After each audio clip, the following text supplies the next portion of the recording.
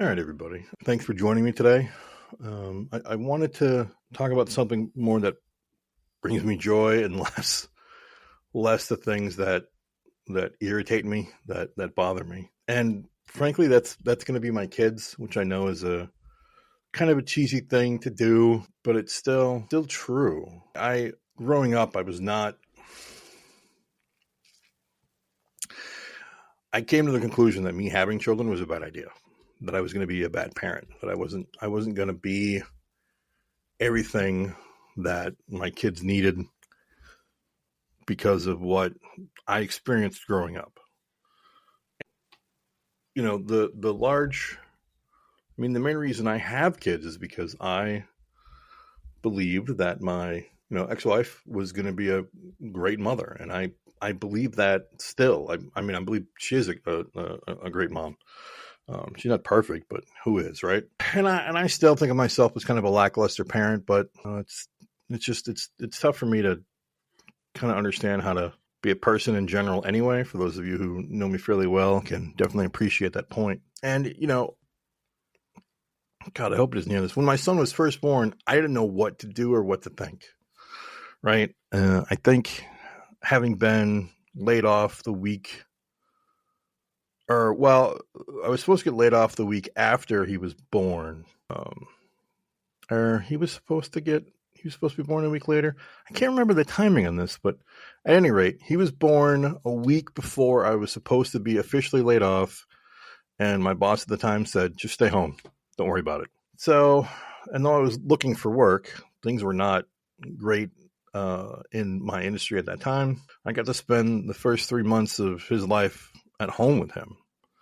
So I had a lot of nights just up playing video games on the PlayStation with him on my chest, which was mostly adorable. There were times where obviously, any parent probably can attest to this, right? They're screaming for something, you don't know why, and it's almost too much to take in at times. There's never a sense of trying to like silence a child. I don't know what to do.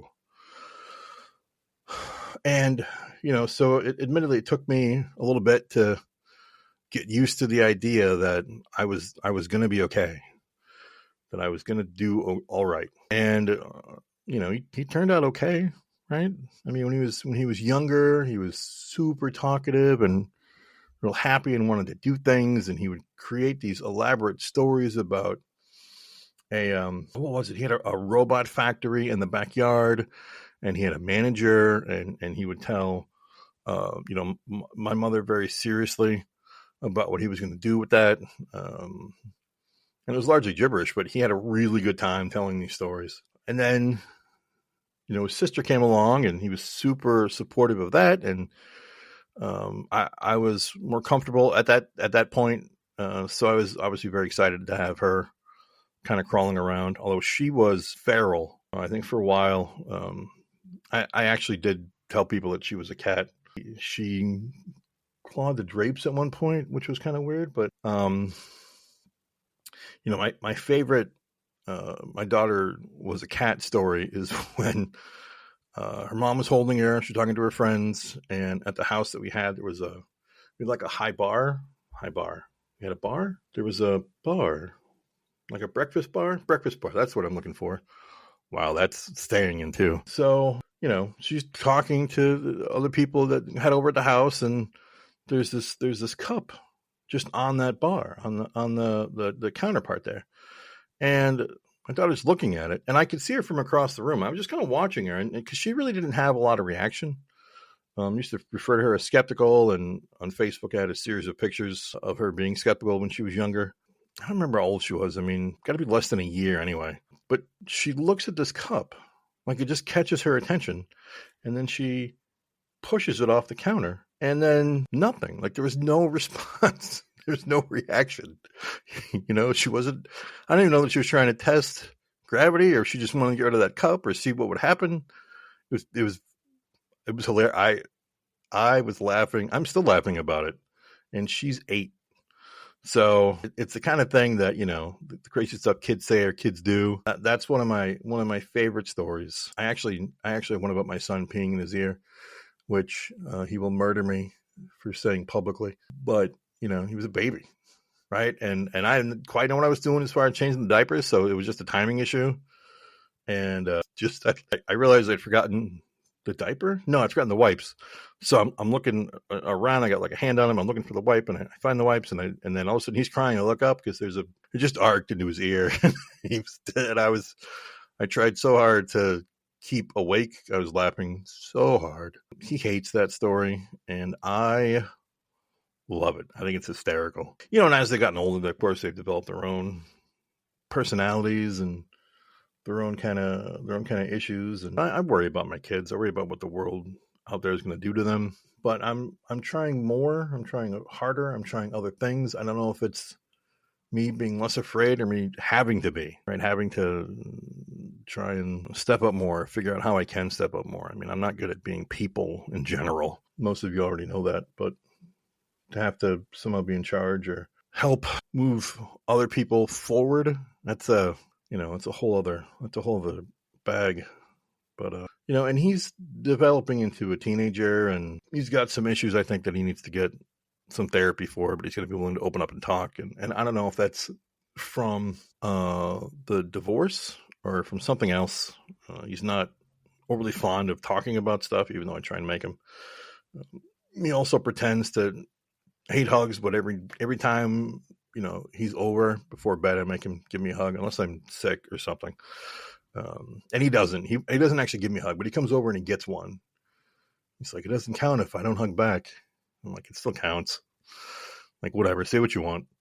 And sometimes, you know, after he's gotten into bed, I'll go and harass him because that's what I do. And you know, we say dumb stuff to each other. Like, you know, he already tells me he hates me, which makes me giggle. And he's gonna kill me, and I'm always like, when? You know, he's like, is that the right response? Should you be, you know, is that the answer you should be giving to your child? I'm like, I don't think you should be offering to kill me. So I feel like we're pretty even right now. But we play video games together. I mean, he mostly plays video games with his little friends, and he's taken to telling me to be quiet when he's online with them.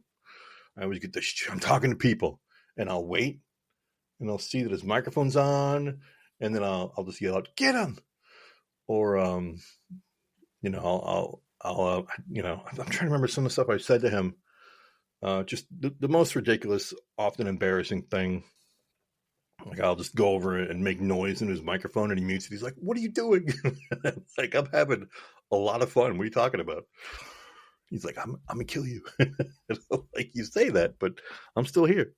So, you know, it's fun. I mean, he's my little buddy. I do tell him things that, I don't know, he's 12 going on 8. I don't know. I do tell him things that maybe I should wait till he's a little older, but I'm trying to be open about kind of my own struggles and the stuff that I've gone through. And I want him to know that he's not alone, that he can tell me anything. And if he doesn't want to, we really got to bug mom to get him into therapy.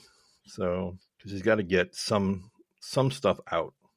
Right. It seems like he's holding on to stuff, whether something happened or not. I don't know. But he needs to tell somebody. But he's still a good kid. He wants to take the easy way out. Of course, he's not a big fan of school most of the time. But, you know, I make him, like, I've started reading a story to the kids, which, you know, because of COVID, I didn't get to read him anything last week. But he's not excited, but he still goes with me. He still comes downstairs with me, and I still read to him and his sister. So, you know, he's not a bad kid yet. I don't know. He may never be, which of course is the ideal. But he might, you know, legitimately flip out. We will see. But I am trying my best to show support and that he matters, that he's not alone, that I get it, that I understand a lot of the stuff that he might be holding in, and it's okay. And then I offer to make fun of him in front of his friends. Actually, another thing that I've started to do randomly is he's got one of the games he plays, he can, pick stuff up with the mouse and move things around. I'll just walk over there and I'll just shake his arm. he gets annoyed at that, but it's funny to watch on the screen. So it's little things. We goof around, but I do have serious moments with him as well. I'm trying to find a way to kind of balance that out and balance out the way that he and his sister sometimes don't get along, and a lot of times it's because he's being a punk for kind of no reason. And I'm not sure I totally understand all the dynamic around that. I mean, my brother was 9 years older than me, and I wanted to do a lot of the stuff that he was doing, or similar, not a lot, but some of the stuff he was doing. And that's what his sister looks to him, thinks he's cool. Again, they used to get along when they were really small. They play together. They'd have a lot of fun. They'd be goofy together. And then something kind of flipped, and we're trying to figure that out too. But then you look at my daughter, who, again, not unconvinced that she's somehow part cat.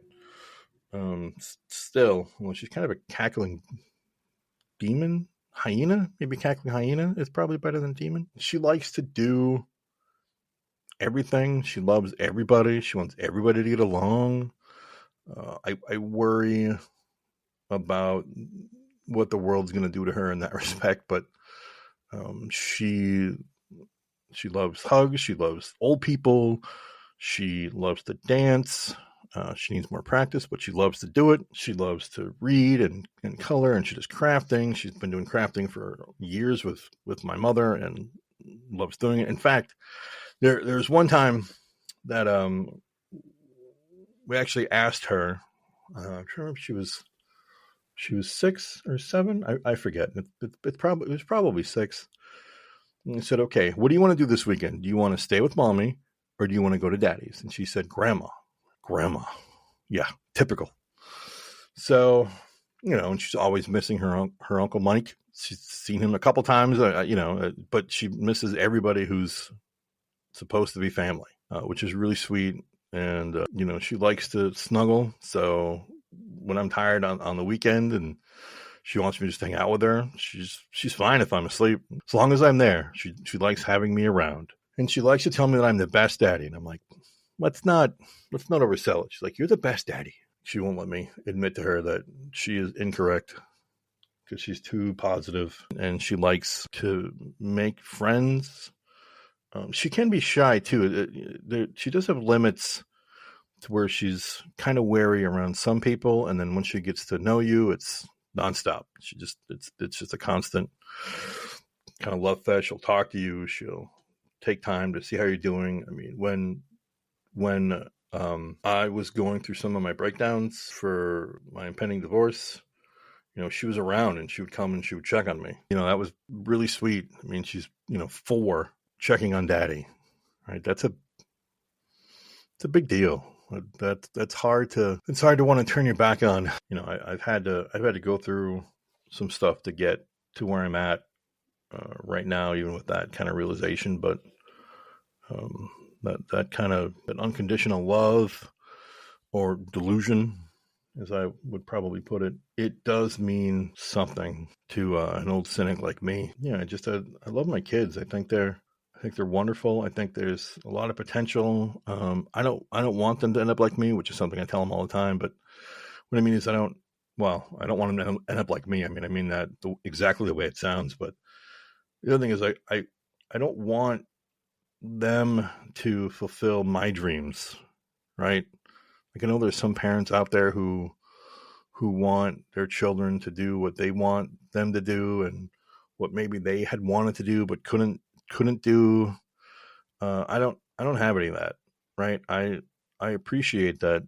I'm raising 2 individuals who share genetic makeup, right? I realize that sounds horrible, dissociative in some respects, but it's they aren't puppets. They aren't clay creatures that we built. They're little people that we're just trying to help. We're just trying to help navigate this existence and hope that they can take that ball and run with it when it's their turn, but still be there for them. I mean, I don't ever want to abandon my kids. I mean, I've had moments of wanting to abandon everything, but I got to tell you, those two are really compelling reasons to rethink how to react to mental breakdown, because they are they are important. They do mean a lot. And all right, I know I'm going on about it. I'm trying to not get too emotional, but if you have loved ones in your life, if you have, kids that look up to you and adore you, I mean, cherish that as long as you can,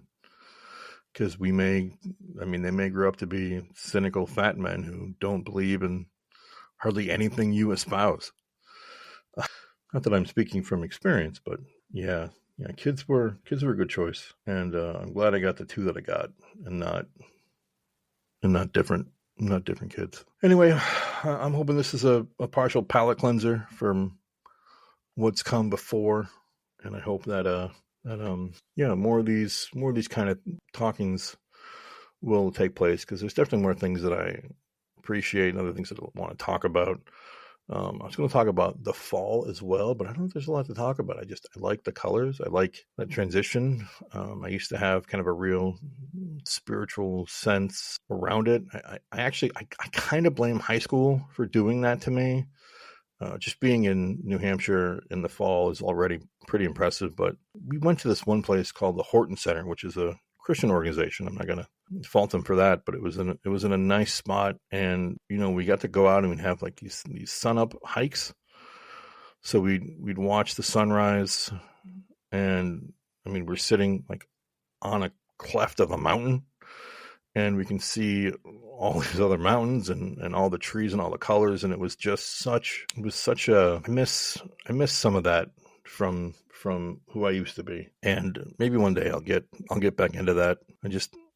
I don't know, I haven't been that person for a long time, but that was another really fun kind of experience. And not everybody got it, not everybody appreciated it, and that's fine.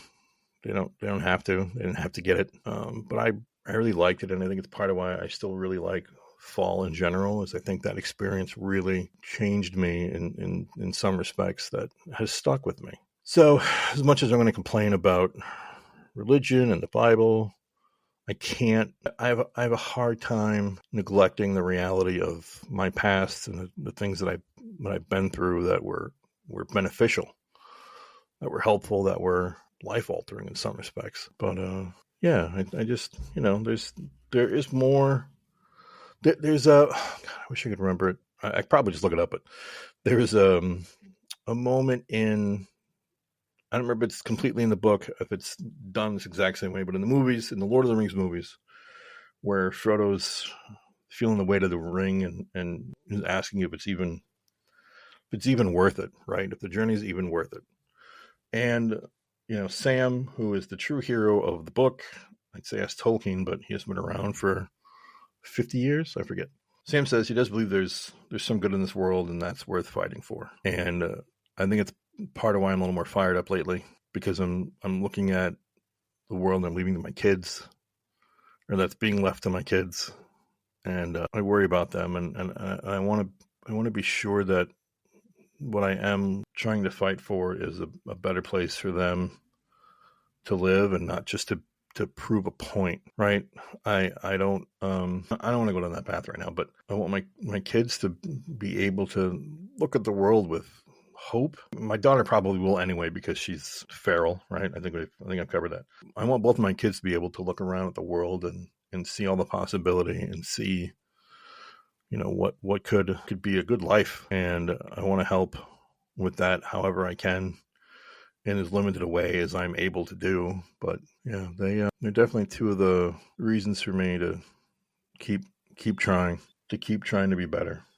So I'm gonna do that for them. I'll fail sometimes, but I'll keep getting up, because I have to. I don't want them to look at, I don't want to be a representation of failure to them. Slow success maybe, but not failure. Yeah. All right. I appreciate you listening. And if you see my kids, be sure to tell them that they're stinky and silly, because that will make my daughter laugh, and my son probably shake his head and tell me he hates me, which again makes me giggle.